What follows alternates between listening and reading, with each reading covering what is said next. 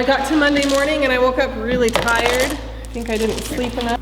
Like this was making me anxious, trying to think about what I'm supposed to do here, and then trying to plan my classes and making the change to empower humanity and taking on the responsibility of being the secretary. Just all kind of, like I realized all of that's kind of starting to sit with me, and I'm going through changes. So I don't like changes. I don't like it at all. So that was my big rock. For me, it was a lot. I would slump down, I feel really tired, I really weepy, really emotional, because that's how I get. And inside my head, I'm going to introduce you to this guy. This, I call him my inner bully. I just figured that I just learned that the actual term for him is the inner critic, which everybody has. Most of you know my experience. I've come out of a toxic relationship. And I realized I was at a point where I was so low. You know, that voice in your head that picks at you. For me, it was constantly telling me, you're not good enough. You're not important. You're not a good mom. You're not a good wife. You're not a good friend. And every time I would take one of those thoughts and hear it, it would get a little worse. I was talking to my sister, and she just said, wow, Sarah, when it rains, it pours, because you haven't had a break for years. And I realized that, and that really triggered that inner bully for me, where it's like, you're right, nothing can go right in your life. And you know, it starts listing off all of these things. I want to share with you what I feel like I've been able to learn in these past 2 years to shut him up, because he's me. What happened in my life doesn't matter as much as what I let him do to me. Okay, studies have shown we have 50,000 to 70,000 thoughts run through our mind in one day. That comes out to about 48 thoughts a minute, which is a little bit less than 1 a second. It's just a constant stream of thought. It's kind of like there's always a dialogue going through your head. We really don't notice it that much because we're used to it. But because of that, we can really only entertain one thought at a time, just one. And it doesn't take very long to entertain that thought. You know, just grab it for like 1 or 2 seconds. As soon as you give that an extra few seconds of time, you attach an emotion to it, and then you give it a meaning, whether it's true or not, and it becomes real to us, and then we start to act on it. I'm reading Harry Potter with my kids, and we're in the 3rd book. We just started, or we just talked a little bit about the boggart.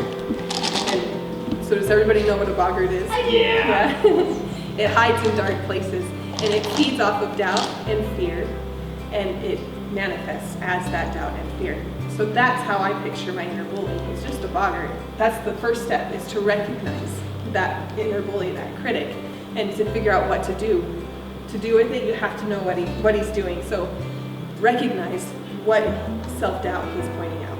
So if I look at myself and I say, I'm not a good person, I grab that and say, wait a minute, why are you saying that? Why would you say that to me? That's not true.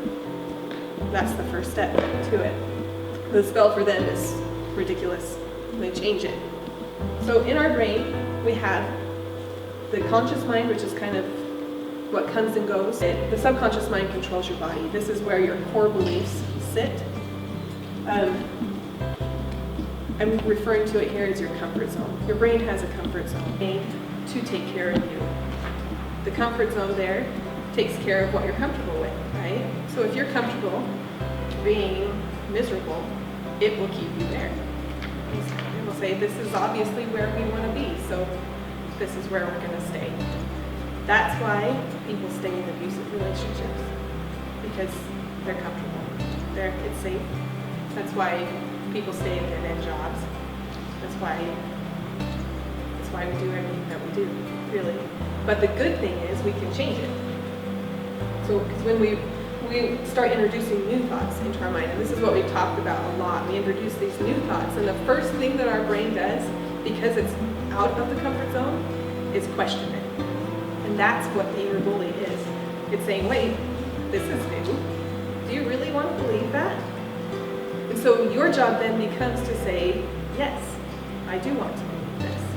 And then your brain will take it in and create a new comfort zone. When you get that thought, these are the steps that she says. First, ask yourself, is that true? Then, ask how you would feel without that thought. How would I feel if that thought wasn't in my mind? Do you have a good reason to keep that thought? Do you have a good reason to hold on to that negativity? Probably not. Oh, I'm supposed to be over here. And what would life be like without that thought? Part of this too is taking that one thought that you've had and you focus on it. And as you focus on it, you're able to change it. Instead of letting it change you, you change it, which is really cool. So a healthy mind does not speak ill of others, including yourself. You don't talk bad about yourself. You wouldn't let other people talk bad about you. If somebody came up to me and said, I don't think you're important, I don't like you, I would say, I don't need you. But we do it to ourselves all the time. We take those thoughts and say, that might be right, but it's not. So change it.